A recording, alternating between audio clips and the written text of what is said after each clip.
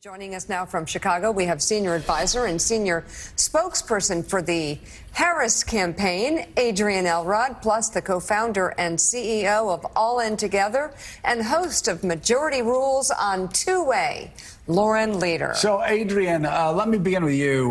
Watching Hillary Clinton last night, of course, because I'm a guy and we always deal in sports. Analogies. Sports analogies.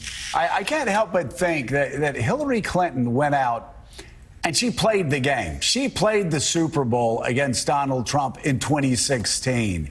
Like, she took all the hits. She took all the attacks. She took all the nonsense at the debates, and it is all on tape.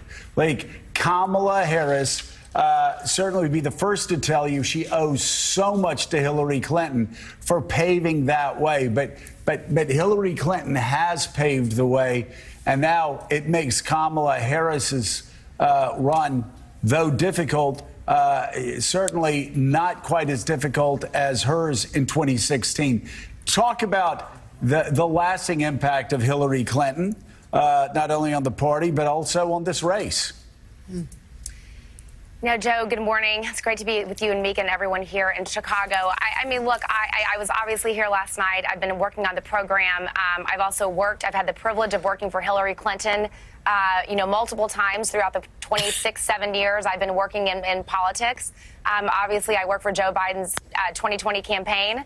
I worked for him in the administration. I worked for him on the 2024 campaign. And now, of course, I'm working for Vice President Harris on her campaign. And when you sort of take all of those moments together, it was not lost on me that Hillary Clinton, of course, paved the way, as you very eloquently stated, for Vice President Harris to be where she is today. You know, she really put those cracks in the glass ceiling, something she talks quite a bit about. And then President Biden saved democracy, saved America from a second term of Donald Trump.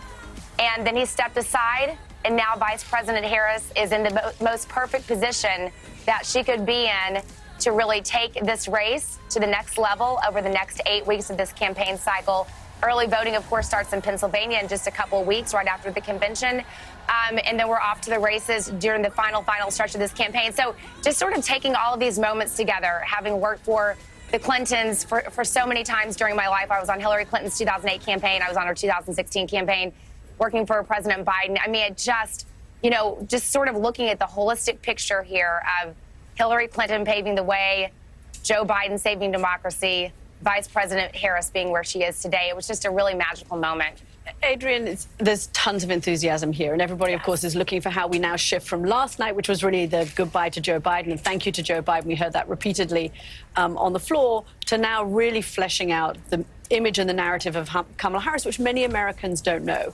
How do you expect, as a communications person, having worked for both campaigns, how do you expect the messaging to change? What's going to be the shift of focus? Are there going to be new lines that we hear around Kamala Harris? What are you looking for? Well, I think, look, the central theme of this campaign is that elections have there as a choice in the election cycle. And she is fighting for freedom. She is fighting for our future. And she is fighting for the American people. She is putting the American people first versus Donald Trump, who is fighting for himself, who's fighting to keep himself out of jail.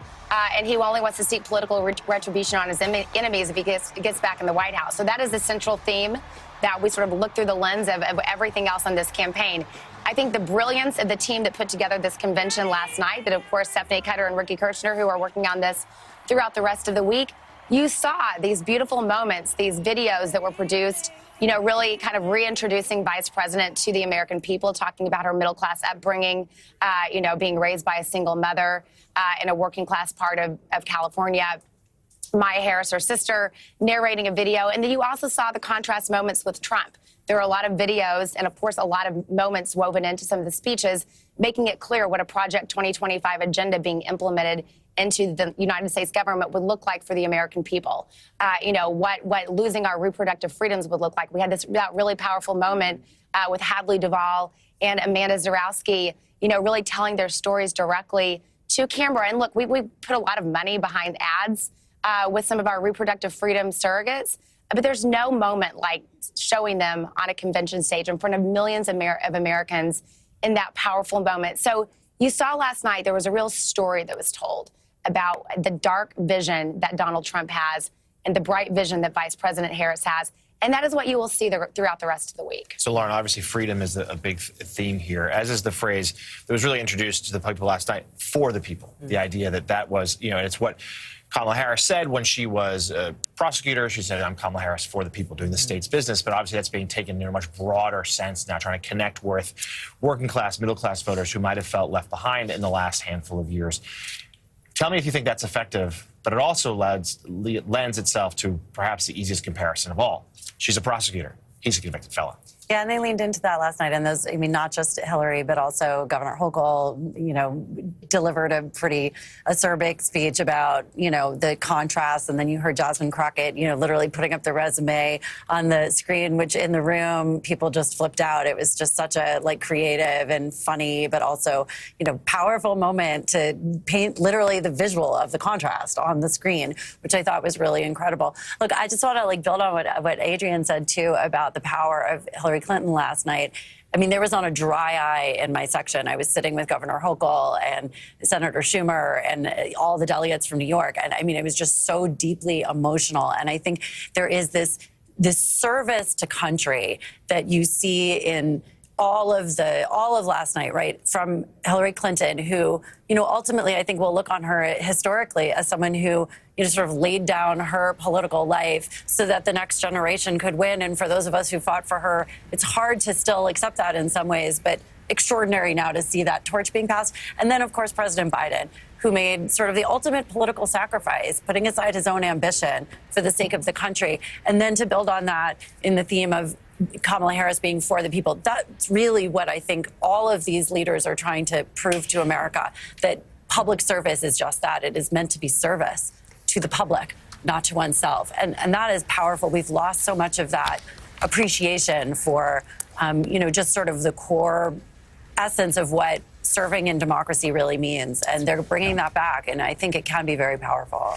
All right, senior advisor and senior spokesperson for the Harris campaign, Adrian Elrod, thank you so much. And co-founder and CEO of All In Together, Lauren Leader, thank you as well. We'll see you on your next two-way. And still ahead.